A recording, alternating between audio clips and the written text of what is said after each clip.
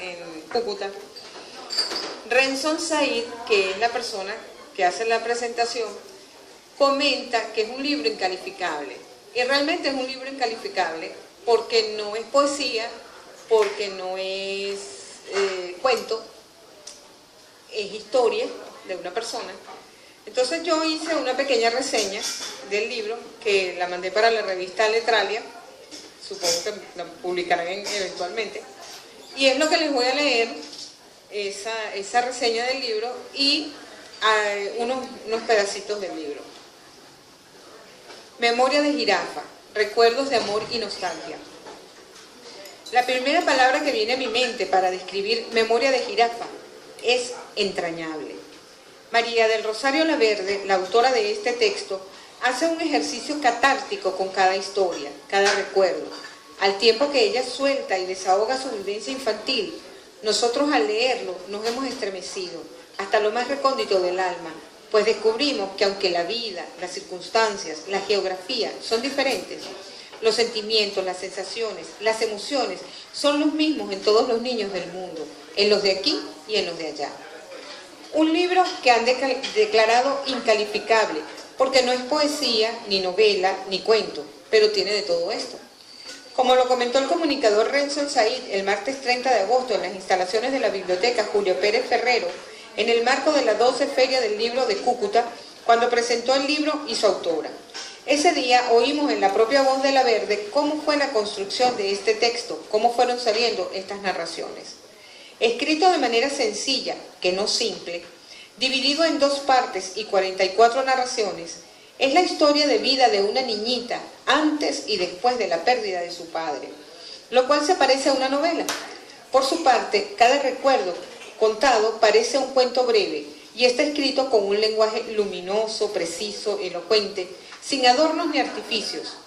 Y lo mejor, sin pretender pasar por un libro profundo, sesudo e intelectual. Pero he ahí su encanto, pues al hablar de ese mundo de emociones y sentimientos que es un niño, de su vida y sus circunstancias, lo hace un texto intenso y profundo.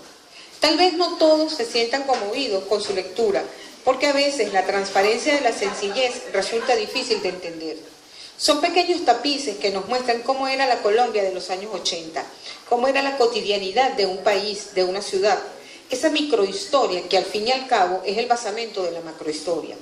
A través de estos recuerdos, María del Rosario Laverde le dice a su padre y a todo el que quiera oírla cuánto lo ama y cuánto lo extraña, cuánto la ha marcado su presencia y su ausencia. Es un texto escrito desde la nostalgia, con un amor infinito, una ternura dulce, delicada, que no llega a empalagar, pero a humedecer los ojos, cuando no a dejar escapar una lágrima. Impacta la viveza del recuerdo, la claridad en la memoria para enumerar nombres, lugares, sensaciones, momentos. Un libro que tácitamente nos convoca a mirar y revisar nuestro pasado y hallar en él los dolores y alegrías que nos marcaron y nos formaron para exorcizar y perdonar todo aquello que nos lastima, para resurgir de entre nosotros mismos.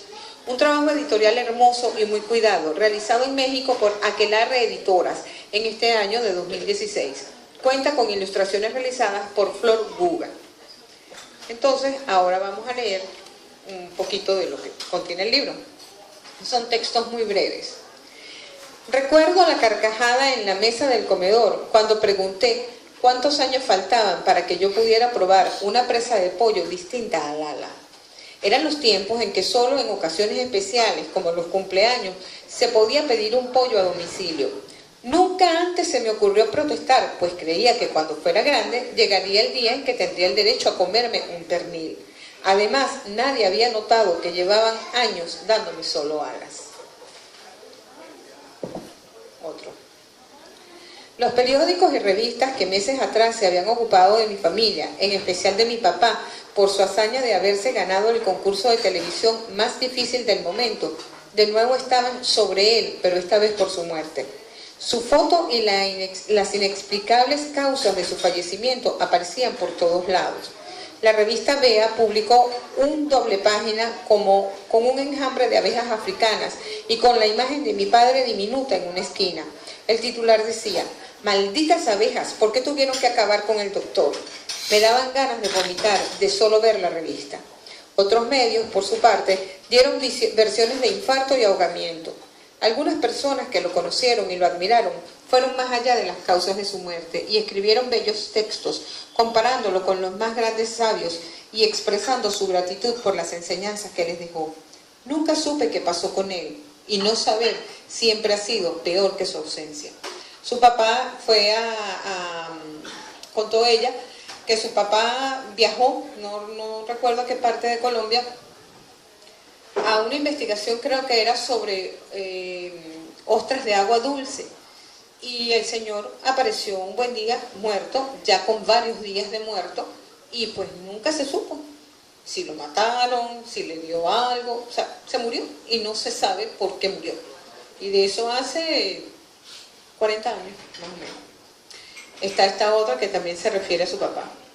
El día del entierro de mi padre, me llamó la mujer que dirigía el grupo Scout al que yo asistía y me preguntó a qué hora sería la ceremonia. Le contesté que no le podía decir la hora porque no sabía si ella estaba invitada.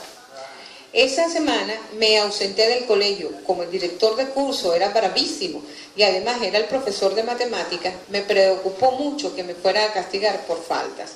Me costó regresar a mi rutina.